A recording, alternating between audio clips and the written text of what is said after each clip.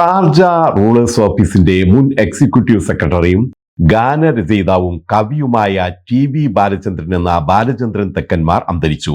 1973 UAE-യിലെത്തിയ ബാലചന്ദ്രൻ തെക്കന്മാർ അൽഫുത്തൈൻ മോട്ടോഴ്സിലാണ് ആദ്യം ജോലി ചെയ്തത്. പിന്നീട് 1974 ഷാർജ ഗവൺമെന്റ് റൂളേഴ്സ് ഓഫീസിൽ ചേരുകയും അവിടെ എക്സിക്യൂട്ടീവ് സെക്രട്ടറിയായി ഏറെക്കാലം സേവനമനുഷ്ഠിച്ച് വിരമിക്കുകയുമായിരുന്നു.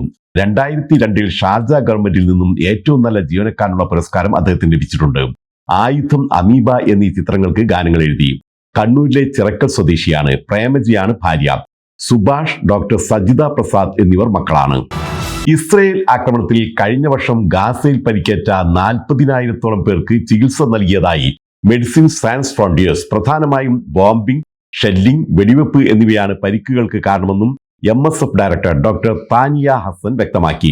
ഗാസയിലെ സന്നദ്ധ സേവനങ്ങൾ അവസാനിപ്പിക്കാൻ ഇസ്രായേൽ വൻ സമ്മർദ്ദമാണ് തങ്ങളുടെ മേൽ ചെലുത്തുന്നതെന്നും അവർ അറിയിച്ചു. 2 വർഷത്തെ ആക്രമണത്തിനിടയിൽ നിരവധി പേർ ഗാസയിൽ നിന്നും ഇതിനോടകം പലായനം ചെയ്തതായും താനിയ ഹസൻ അറിയിച്ചു. അതേസമയം ഗാസ സിറ്റിയിൽ നിന്നും താമസക്കാരെ ഒഴിപ്പിക്കൽ അനിവാര്യമായിരുന്നു എന്നാണ് ഇസ്രായേൽ സൈന്യത്തിന്റെ പ്രതികരണം. പ്രവാസി വിദ്യാർത്ഥികൾക്ക് ആശ്വാസം. CBSE-യുമായി ബന്ധപ്പെട്ട വിദ്യാലയങ്ങളിൽ അബാർ ഐഡികൾ സമർപ്പിക്കേണ്ടതില്ലെന്ന് അധികൃതർ.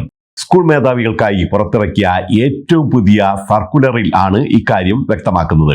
10ാം ക്ലാസ്, +2 പൊതുപരീക്ഷാ രജിസ്ട്രേഷന് അബാർ ID നിർബന്ധമാക്കിക്കൊണ്ട് ഇന്ത്യയിലെ സെൻട്രൽ ബോർഡ് ഓഫ് എഡ്യൂക്കേഷൻ കഴിഞ്ഞ ദിവസമാണ് ഉത്തരവിറക്കിയത്. അതോടെ ആശങ്കയിലായ വിദ്യാർത്ഥികൾക്കാണ് പുതിയ സർക്കുലർ ആശ്വാസമാകുന്നത്. ദുബായിലെ ജനസംഖ്യ 40 ലക്ഷം. ദുബായ് ഡാറ്റ ആൻഡ് സ്റ്റാറ്റിസ്റ്റിക്സ് ഇന്നാണ് ഇക്കാര്യം വെളിപ്പെടുത്തിയത്. 2011 ദുബായിൽ താമസക്കാരുടെ എണ്ണം 20 ലക്ഷമായിരുന്നു. 14 വർഷത്തിനുള്ളിൽ ജനസംഖ്യ ഇരട്ടിയായാണ് വർദ്ധിച്ചത്. പ്രവാചകൻ മുഹമ്മദ് നബിയുടെ ജന്മദിനം ദുബായിൽ സെപ്റ്റംബർ 5 വെള്ളിയാഴ്ച സർക്കാർ ഓഫീസുകൾ അടച്ചിടും. ദുബായ് മാനവവിഭവശേഷി മന്ത്രാലയം ഇന്ന് പുറത്തിറക്കിയ സർക്കുലറിലാണ് അവധി സ്ഥിരീകരിച്ചത്. സർക്കാർ വകുപ്പുകൾക്കും സ്ഥാപനങ്ങൾക്കും മറ്റു പൊതുസ്ഥാപനങ്ങൾക്കും ഈ പ്രഖ്യാപനം ബാധകമാണ്. UAE ഫെഡറൽ സർക്കാർ നേരത്തെ തന്നെ സെപ്റ്റംബർ 5 അവധിയായി പ്രഖ്യാപിച്ചിട്ടുണ്ട്. ഒമാനിലും ഇനി ഗോൾഡൻ വിസ. UAE മാതൃകയിലുള്ള ഗോൾഡൻ റെസിഡൻസി പ്രോഗ്രാം അനുസരിച്ചാണ് വിസ നൽകുന്നത്. ഒമാനിൽ ദീർഘകാലം താമസിക്കാൻ ആഗ്രഹിക്കുന്ന നിക്ഷേപകർ, സംരംഭകർ, പ്രൊഫഷണലുകൾ എന്നിവർക്കായിരിക്കും വിസ നൽകുന്നത്. ഈ മാസം 31 മുതൽ ഗോൾഡൻ വിസ നൽകി തുടങ്ങുമെന്ന് അധികൃതർ അറിയിച്ചു. അജ്മാനിൽ വാഹനാപകടം. തൃശൂർ സ്വദേശി മരിച്ചു. കൈപ്പറമ്പ്, പുത്തൂർ, വാഴപ്പിള്ളി രാജുവാണ് മരിച്ചത്. 54 വയസ്സായിരുന്നു. അജ്മാനിലെ യൂണിഗ്ലോബ് ലോജിസ്റ്റിക്സ് എന്ന കമ്പനിയിൽ ട്രെയിലർ ലോറി ഡ്രൈവറായി ജോലി ചെയ്യുകയായിരുന്നു. ആസ്റ്റർ മെഡിഹെൽത്ത് CSR ഹെഡ് PA ജലീലിന്റെ പിതാവ് പടത്തിക്കര അബ്ദുൽ ഖാദർ അന്തരിച്ചു. 86 വയസ്സായിരുന്നു. മയ്യത്ത് നമസ്കാരം നാളെ മഗ്‌രിബ് നമസ്കാരാനന്തരം ബർദുബായ് മ്യൂസിയം മസ്ജിദിൽ നടക്കും. എഴുത്തുകാരനും സാമൂഹിക പ്രവർത്തകനുമായിരുന്ന കോട്ടയം തിരുവഞ്ചൂർ വെങ്കടത്ത് ഷാജി അന്തരിച്ചു.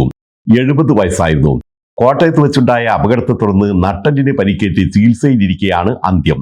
ഗവൺമെന്റ് പ്രസ് ഉദ്യോഗസ്ഥനായി വിരമിച്ച ഷാജി കോട്ടയത്തിന്റെ സാംസ്കാരിക മണ്ഡലത്തിൽ സജീവ സാന്നിധ്യമായിരുന്നു.